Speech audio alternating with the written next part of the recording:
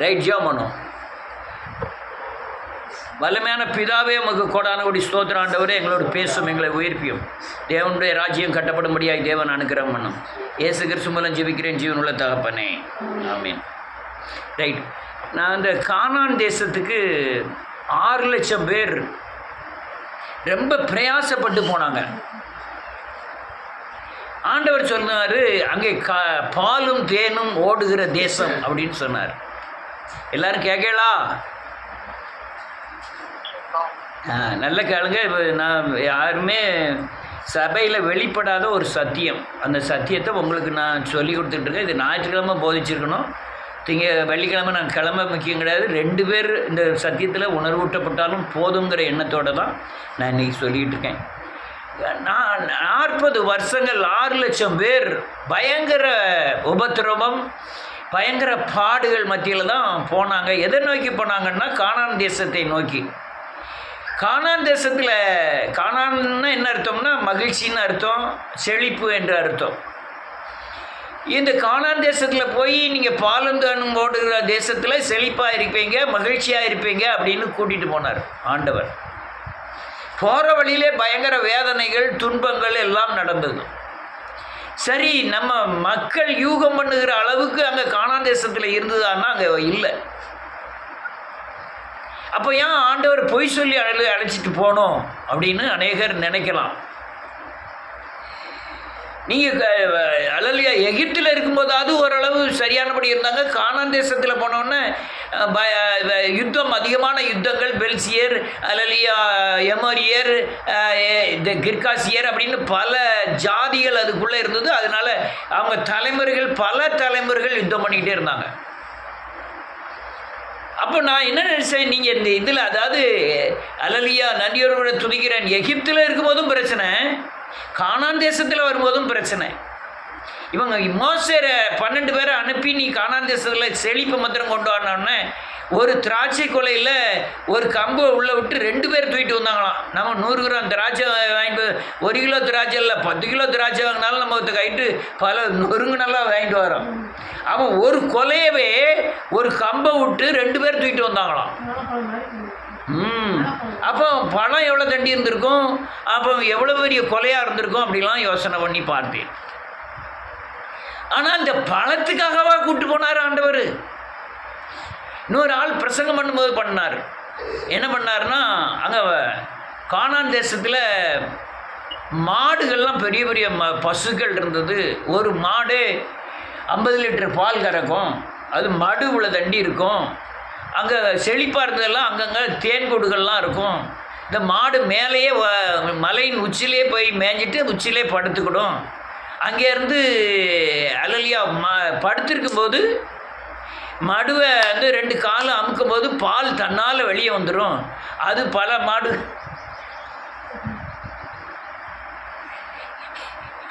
இது உண்மை நினச்சிடாங்க, கதை. ஒரு பாஸ்டர் சொன்ன கதை.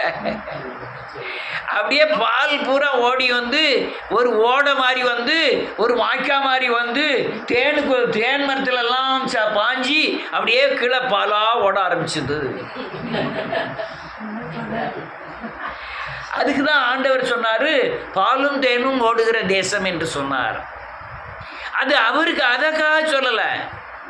மோசேட்ட பழத்தை எடுத்துட்டு வந்தது பழம் தண்டி இருக்குங்கிறதுக்காக இல்லை, அந்த தேசம் செழிப்பான தேசம் என்று சொல்வதற்காக எடுத்து வந்தார்கள். பாலும் தேனும் ஓடுவது என்பது அந்த பாலும் தேனும் ஓடுவதன் அர்த்தம் கிடையாது. அந்த தேசம் செழிப்பு உள்ளது, அந்த தேசம் அல்லேலூயா மகிழ்ச்சி உடையதுன்னு காண்பிக்க தான் இதெல்லாம் சொல்லி கூட்டிகிட்டு போனார். நீ அதை அப்படியே இருக்கட்டும். கானான் தேசத்தை உருவாக்கினார், இல்லை எகிப்து தேசத்தை உருவாக்கினார். எகிப்து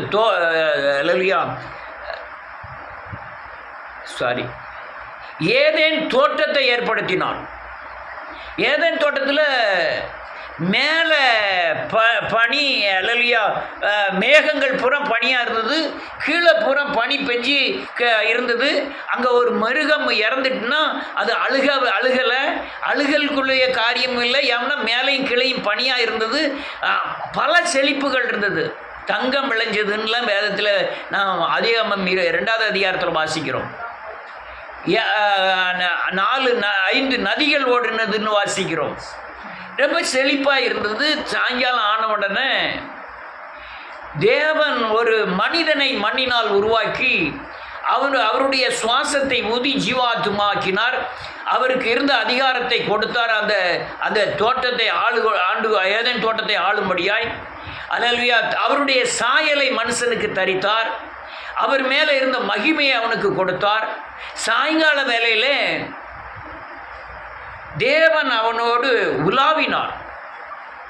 ஒரு மனுஷனை படைக்கிறாரு, உலகத்தில் இருக்கிற எல்லா பிராணிகளையும் கூட்டிகிட்டு வர்றாரு. வந்து இந்த பிராணிகளுக்கு பூரா பேர் வையுங்கார். அவ்வளவுக்கு என்ன பேர் வைக்கிறானோ அதுதான் இன்னை வரையும் பேராக இருக்கிறது.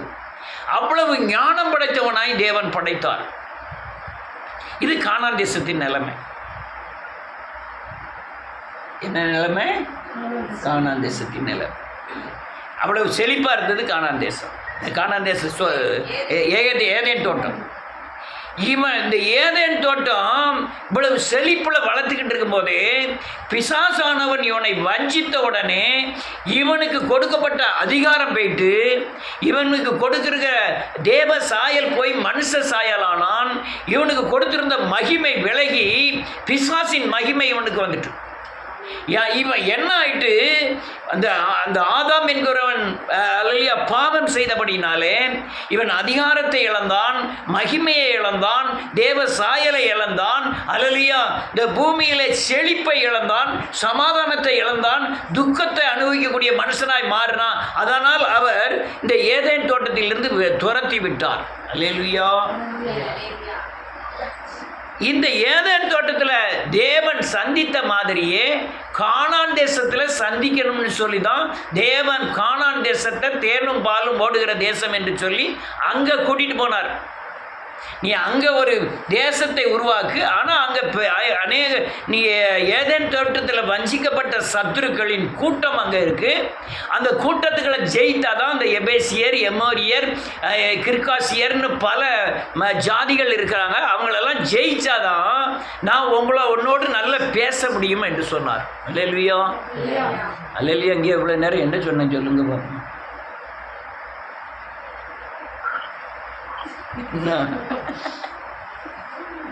கொஞ்சம் சுருக்கமாக சொல்லுங்க. ரொம்ப முக்கியமான ஒரு சத்தியம்.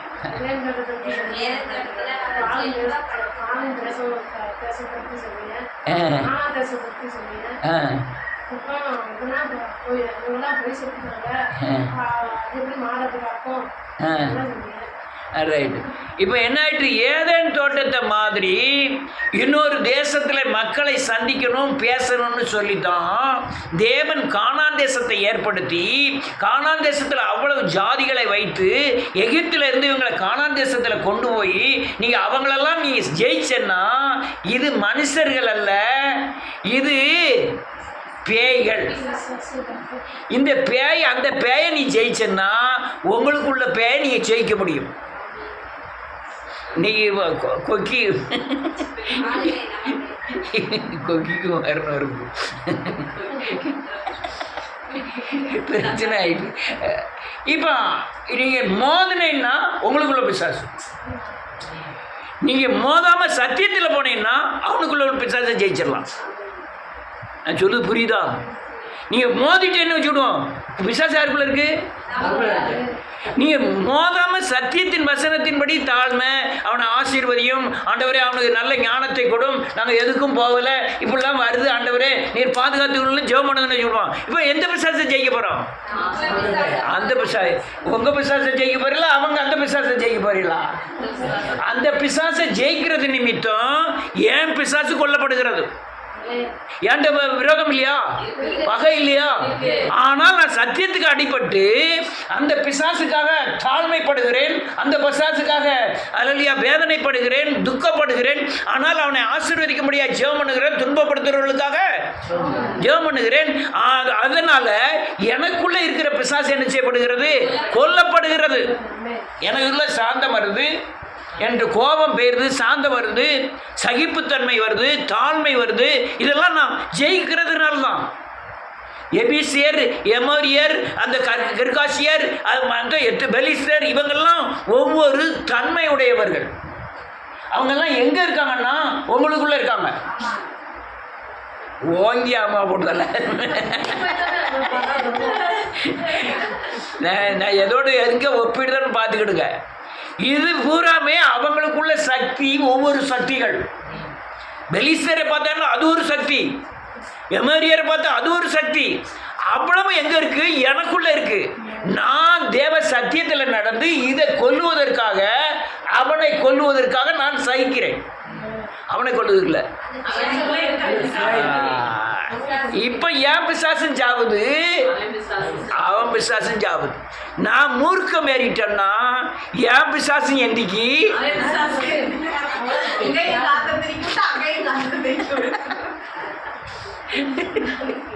நல்லா புரிஞ்சுருப்பீங்கன்னு நினைக்கிறேன். புரிஞ்சுட்டீங்களா? இப்போ அப்போ பக்கத்து வீட்டில் சண்டை வந்து என்ன செய்யணும்? அப்போ நீங்கள் மூர்க்கமாயிட்டேன்னா 2 பிசாசு என்ன செஞ்சிடும்? எந்திரிச்சிடும். இப்போ ஜான் வெஸ்லி வீட்டில் பக்கத்து வீட்டில் பிரச்சனை, பேய். இவன் மட்டும் எந்திரிச்சிருப்பான்னு வச்சு விடுவோம், 2 பிசாசும் கடந்து சண்டை போட்டுவிடும்.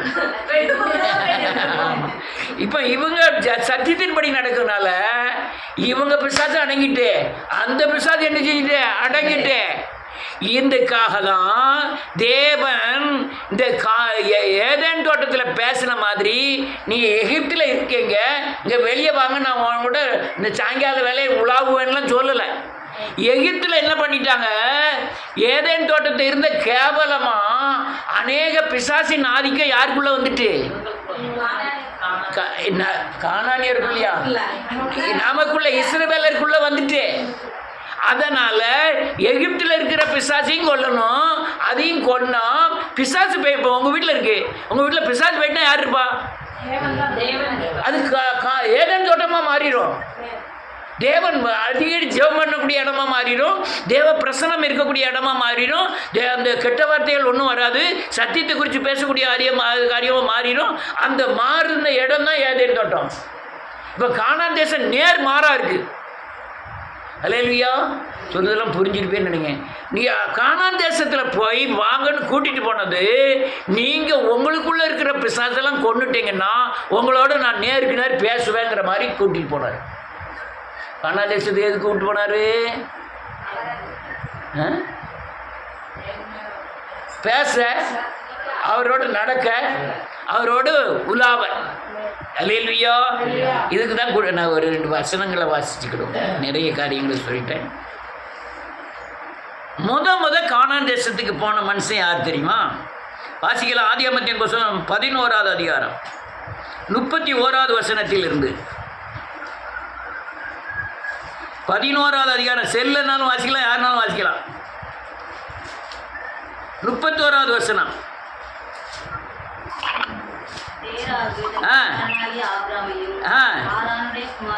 ஆமீன். ஆமீன்.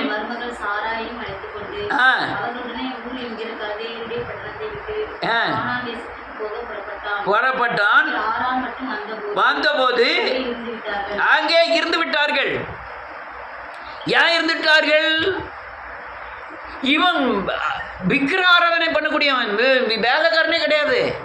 ஆனால் ஆண்டவர் கூப்பிடுறாரு. இவன் நேர கூப்பிடல, மவனை மட்டும்தான் கூப்பிட்டுருக்காரு. அப்பாவும் சேர்ந்து போகிறோம். போகிற வழியிலே பார்த்தா அங்கேயே உட்காந்துட்டான். கானான் தேசத்துக்கு முத புறப்பட்டவன் ஆபிரகாம் அல்ல, ஆரோன் அல்ல, தேராகு. அல்லேலூயா. ரைட். கானான் தேசத்துக்கு போவதுக்கு முந்தையே தேவன் இந்த கானான் தேசத்தில் உன்னோடு நான் பேசுவேன்னு சொல்லி ஒரு மனுஷன்கிட்ட பேசுகிறார். நீ கானான் தேசத்துக்கு போ, அங்கே நான் உன்னோடு கூட பேசுவேன் அப்படின்னு ஒரு வசனத்தை வாசிப்போம். அது எங்கே இருந்து இல்லையே?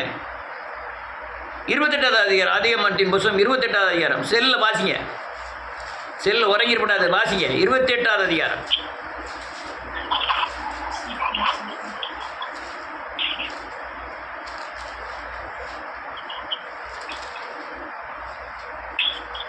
பதினோராவது வசனத்திலிருந்து. ஒரு இடத்திலே வந்து அது முந்தினதுல இருந்து யாக்கோபு பெயர்சபாவை விட்டு புறப்பட்டு ஆமென் ஆரானுக்கு போக பிரயாணம் பண்ணி ஒரு இடத்திலே வந்து சூரியன் அஸ்தமித்தபடியினால் அங்கே ராத்தங்கி அவ்விடத்து கற்கள் ஒன்றை எடுத்து தலையின் மேல் வைத்து அங்கே நித்திரை செய்யும்படி படுத்துக் கொண்டார். ஆமென். அங்கே அவன் ஒரு சொப்பன கண்டான். இதோ ஒரு ஏரி வைக்கப்பட்டிருந்தது, வானத்தை எட்டி இருந்தது. அதிலே தேவதூதர் ஏறுகிறவர்களும் இருந்தார்கள்.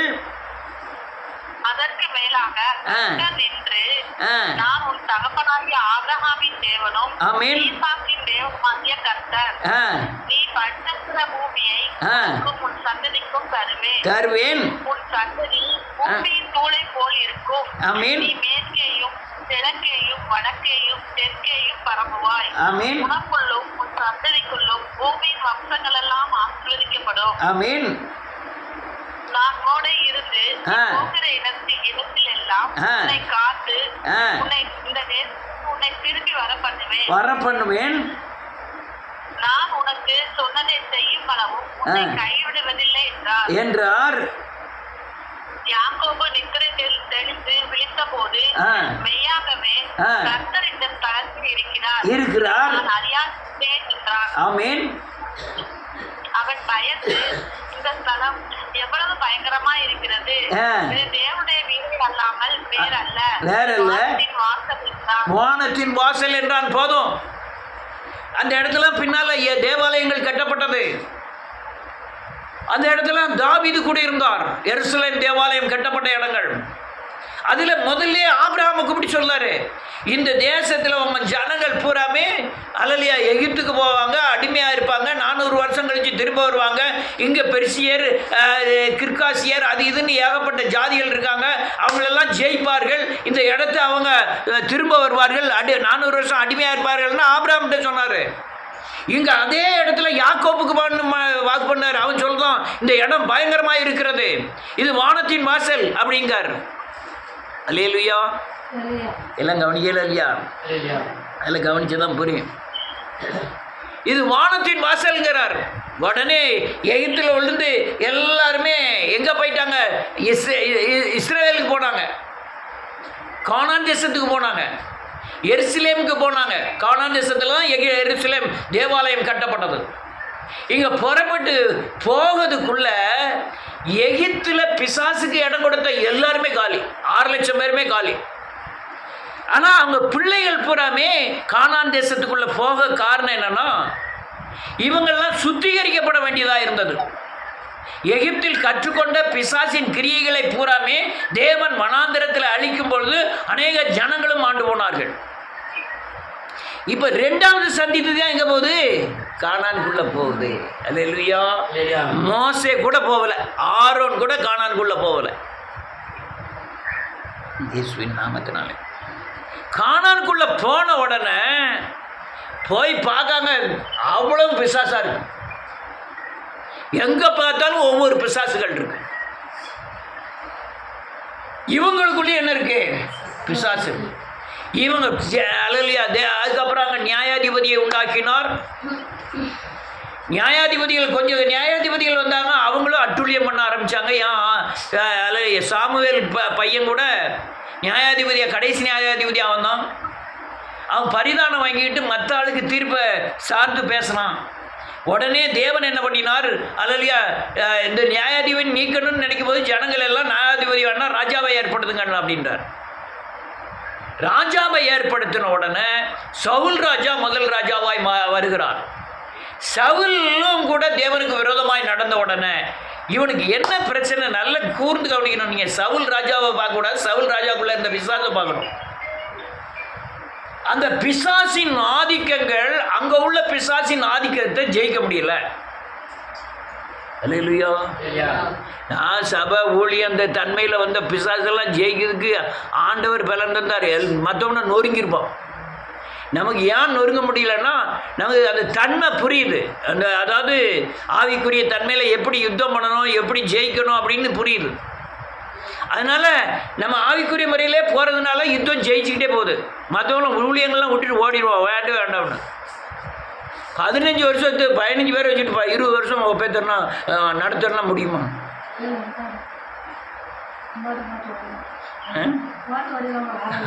அவர் சொன்ன மாதிரி வார மோரே தானே வருது. புதுசாக ஒரு மோகரையும் வரமாட்டேங்க.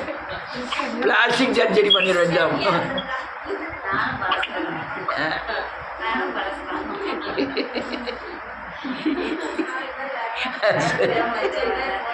ஆனா தேவன் இல்லைன்னா இது நடக்காது. ஆண்டவர் இல்லைன்னா இந்த 15 பேரும் 20 வருஷம் ஆச்சரியப்படுறாங்க. அது எப்படியா ஆகும்? இன்னொரு ஆள் சொல்லுது, நீங்க இப்படி பேசினா எவன் வரும்?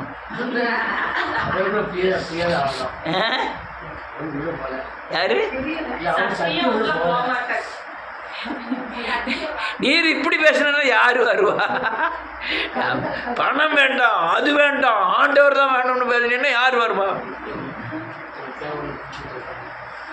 இப்ப சவுலுக்குள்ள இருந்த பேய், அந்த பேயை ஜெயிக்க முடியாம 2 பேயும் ஒன்று சேர்ந்துட்டு, அதனால தான் தேவன் பலிபீடத்தில் ஏறி இவனே பலி செலுத்தக்கூடிய தன்மைக்கு வந்துட்டான்.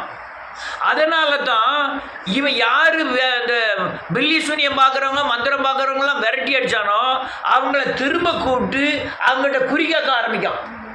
அவன் பேயும் நினைச்சிது 2 பேயும் ஒன்று, நீ நானும் ஒன்றும் இல்லை.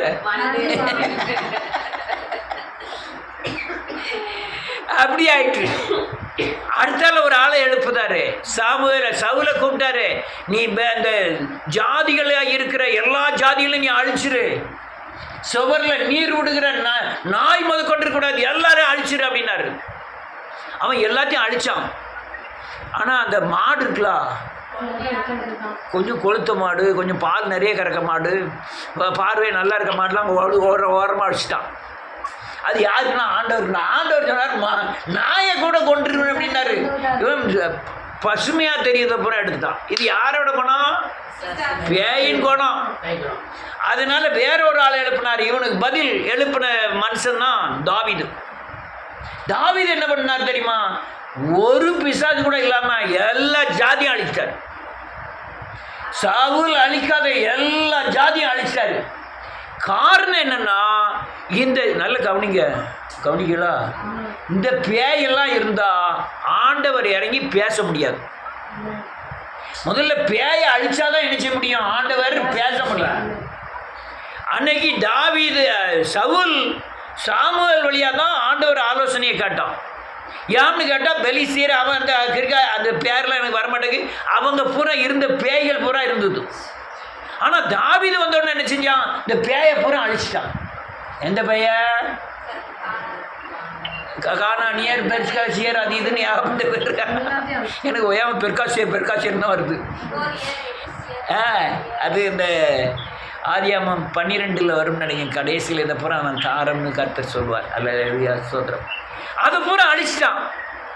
நல்ல கழுத, உங்கள் வீட்டில் தேவன் அசைவாட முடியாமல் இருக்க காரணம் நம்ம வீட்டில் இருக்கிற இருள், நம்ம வீட்டில் இருக்கிற அசுத்த எண்ணங்கள், நம்ம வீட்டில் இருக்கிற மாறுபாடான யோசனைகள், தேவனுக்கு பகையான கிரியைகள், நம்ம அறிஞ்சோ அறியாமலோ.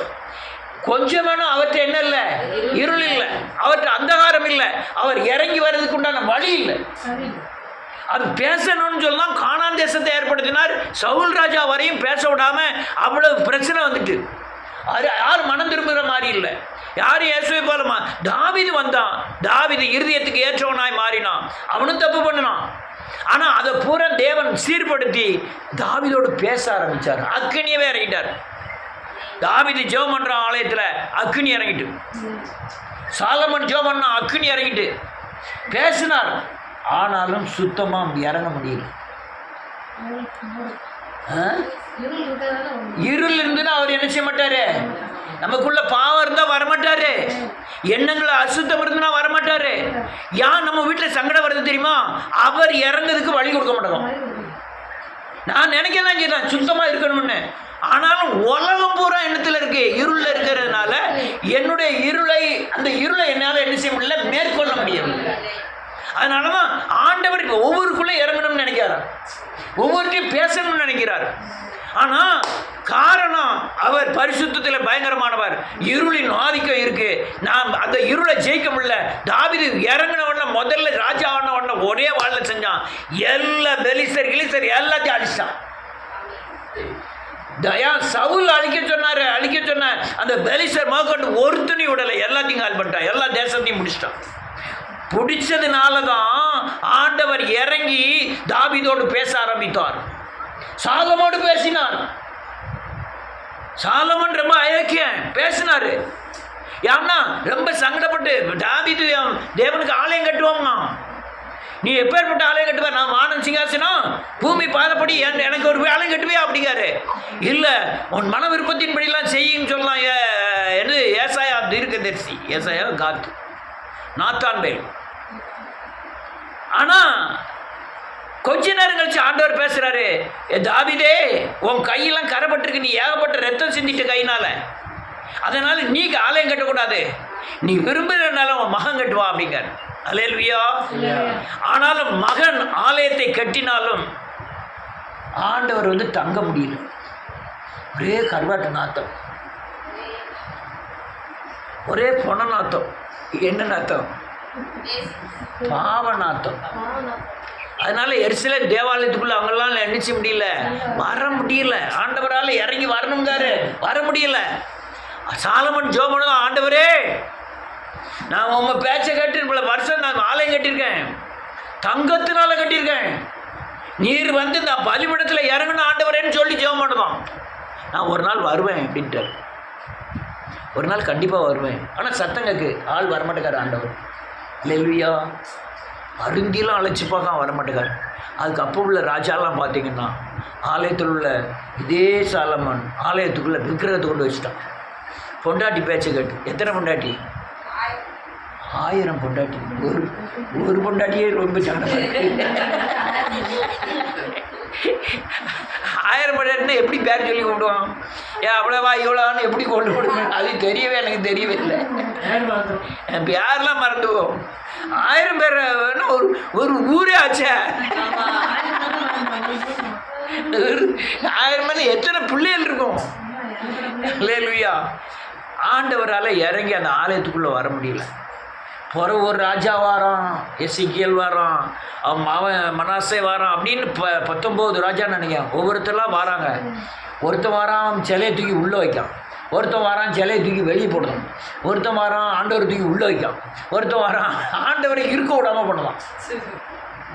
அசுத்தம் இருந்தால் ஆண்டவர் நினைச்ச மாட்டாரு, வரமாட்டாரு. பாவம் செஞ்சா ஆண்டவர் வரமாட்டாரு. அடுத்த மனைவியை எடுத்துக்கிட்டா ஆண்டவர் வரமாட்டாரு. ஆனால் எல்லாம் தெரியும் இவங்கள்ட்ட. அல்லேலூயா. இந்த நியாயப்பிரமாண புஸ்தகம் எல்லாம் இருக்கு, ஆனாலும் நியாயப்பிரமாணத்துக்கு மீறி நடக்காங்க. ஆண்டவரை கூப்பிட்டு சொல்லிட்டாரு, நான் வசனத்தை வாசிக்காமல் போயிட்டுருக்கேன், ஏன்னா அவ்வளோத்தையும் சொல்லி முடிக்கணும். அதுக்குள்ளே 22 நிமிஷம் ஆகிட்டு. நீங்கள் புரிஞ்சுக்கிட்டா சரிதான், இல்லைன்னா பிறகு இந்த வீடியோ கேளுங்க. ஆண்டவர் வெளியே போயிட்டாரு. வாவான்னு கூப்பிடுதான், வராரு போகிறாரு. அவனே கூப்பிட்டு சொல்லிட்டாரு, எப்பா என்னை ஏன் அவ்வளோ துன்பப்படுத்துறீங்க? நீங்கள் இவ்வளவு அட்டுழியம் பண்ணுறதுனால நான் இந்த இடத்துல தங்கவே முடியாதுன்னு சொல்லிட்டார். இதை பூரா இடித்து போட்டுருவோம் அப்படின்ட்டு ஒரு ராஜாவை அனுப்புதார். என்ன ராஜா? பாபிலோன்லேருந்து வாரான் நேபுகாத்நேசர். அந்த அவ்வளோத்தையும் அடிச்சு நோடிக்க ஆலயங்களையும் ஒன்று இருக்கிற ஒரே சேர் இன்னும் இருக்குது. ஒரு செவரை மாத்திரம் வச்சுட்டு மற்ற பூரா இடிச்சு தள்ளிட்டான். ஆண்டவர் சொல்ற, இந்த ஆலயம் கட்டியிருக்கல, ஒரு கல்லின் மேல் ஒரு கல் இராதபடி இடிக்கப்பட்டு ஒரு நாள் வரும். இப்போ இவன் தங்கத்தினால கட்டிருந்தான், இவனை இந்த தங்கத்தை பூரா எடுக்கணுமே. எப்படி எடுக்க? இவனுக்கு ஒவ்வொரு தீயை வச்சுட்டான். தீயை வச்சோன்னா தங்கம் பூரா உருவி ஒவ்வொரு கல்லுக்குள்ளா தங்கம் போயிட்டு. இப்போ இப்படி போல பொட்டு தங்கத்துக்கு நம்ம விடுவோமா? அனுப்போம் விலை அதிகம். அவன் என்ன பண்ணிட்டான், கல்லுகளுக்குள்ளெல்லாம் தங்கம் உருவி போனோன்னே ஒவ்வொரு கல்லாக பெரட்டி பெரட்டி எல்லா தங்கத்தையும் எடுத்தான். கல்லை பெரட்டினா தங்கம் கிடைக்கும். ஆண்டவருடைய ஆலயம் என்னாச்சு? அவ்வளோ விளைஞ்சு போச்சு. இப்போ ஆண்டவருக்கு பெரிய சங்கடமாயிட்டு.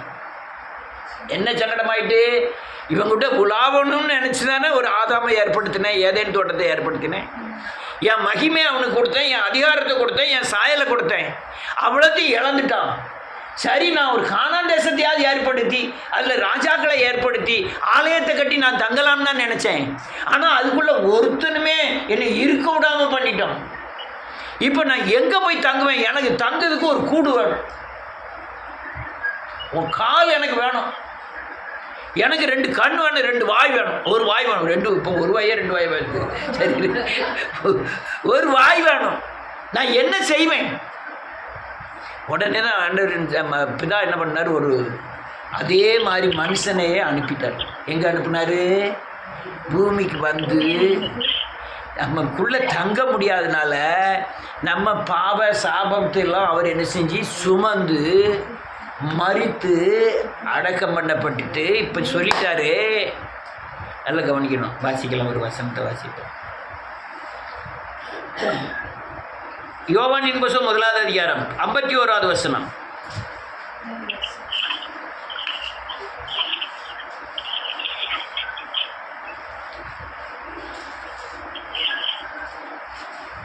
ஐம்பத்தி 1வது வசனம். டக்கு டக்குன்னு வாசிக்க.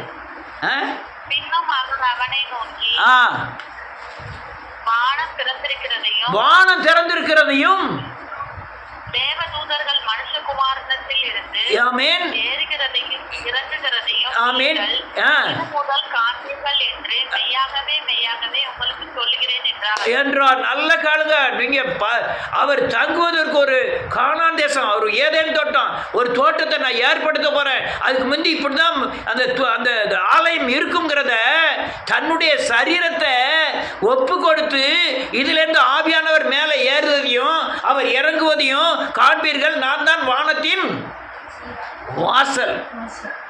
அல்லேலூயா. ரொம்ப முக்கிய நுணுப்பமான ஒரு சத்தியம். நன்றியோடு கூட சொல்லிக்கிறேன். ஆண்டவர் என்ன பண்ணிட்டாரு? அல்லேலூயா. நமக்கும் பிதாவுக்கும் ஒரு பயங்கரமான இடைவெளி இருந்தது. ஒரு பெரிய திரைச்சீலை மூடப்பட்டிருந்தது. இயேசு மரித்து அந்த இரத்தம், அந்த பலியை எடுத்துக்கிட்டு போய் இவங்களுக்கெல்லாம் நான் பலி செலுத்திட்டேன்.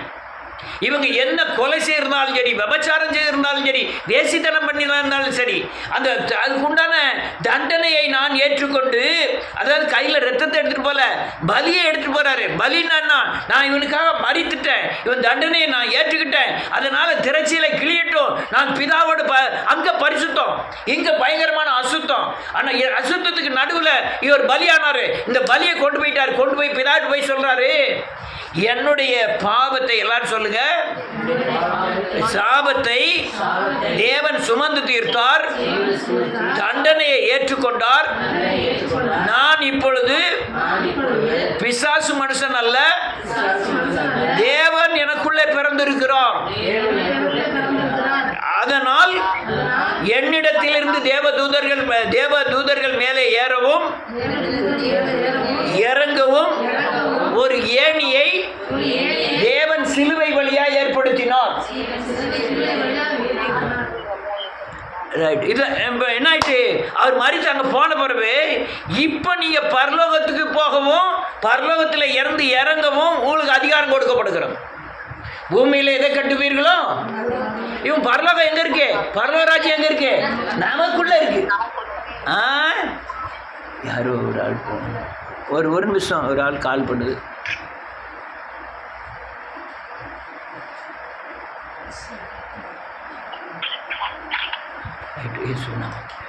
பரலோர இறந்ததுக்கு யானி யார் பக்கம் வந்துட்டு போம்?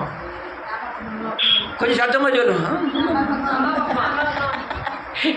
நமக்குள்ளதான் இருக்கு, நம்ம மேற்குள்ளதான்.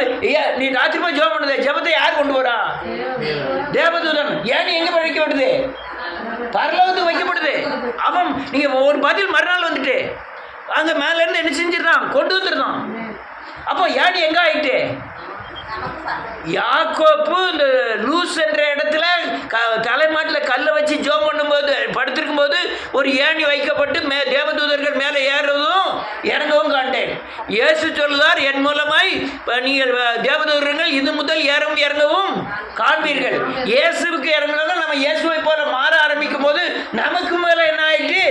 ஏணி வைக்கப்பட்டு வானம் திறக்கப்பட்டு பார்க்க முடியும். நம்ம கண்ட கண்ணால் என்ன செய்ய முடியாது, பார்க்க முடியாது. பதில் கிடைக்கிறதுனால, என் ஜெபம் போகிறதுனால, என் தேவதூதன் எனக்கு காபிரியல் என்ன செய்யலாம், கொண்டுகிட்டு பதில் என்ன செய்யலாம், கொண்டு வாரான். அல்லேலூயா. ஆண்டவரும் பார்த்தாரு. சாலமன்ட்ட சொன்னார், நான் திரும்ப இந்த ஆலயத்துக்கு வருவேன் அப்படின்னாரு. இங்கே ஒரு நாள் வந்துட்டார், இயேசுநாதர் வந்துட்டார். உள்ளே வந்து பார்த்தா வட்டி கொடுத்து வாங்காங்கோ,